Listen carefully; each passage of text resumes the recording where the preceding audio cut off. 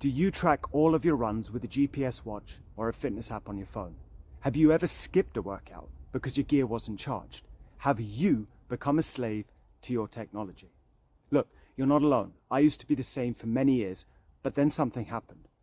I got injured, a bad injury, but I made my way back and I ran my fastest 10-kilometer race, barely using my running watch at all. Don't get me wrong, the watches and the apps are brilliant for structured training and tracking important metrics, so use them. But have you ever wondered if they sometimes negatively impact your progress? Here are 3 advantages of running without tracking gear, at least occasionally.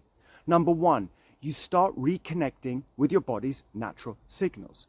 Listen to your breathing, tune into your energy levels, and start paying more attention to what your body is already telling you there and then in the moment. You will learn a lot. Number 2, you can reduce performance pressure. Ironically, not feeling the pressure of meeting specific metrics or goals can make you perform better at times. And number 3, you can focus more on enjoyment, and this cannot be understated. If all your running focuses on performance, there's a real risk that you'll lose interest over time. Run free occasionally to stay motivated.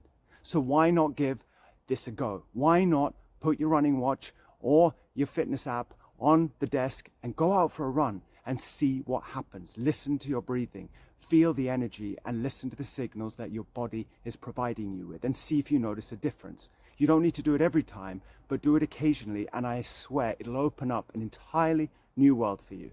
So go out, have a run, leave your watch at home, enjoy yourself, and let me know in the comments if you noticed any differences. Have a great day. Bye.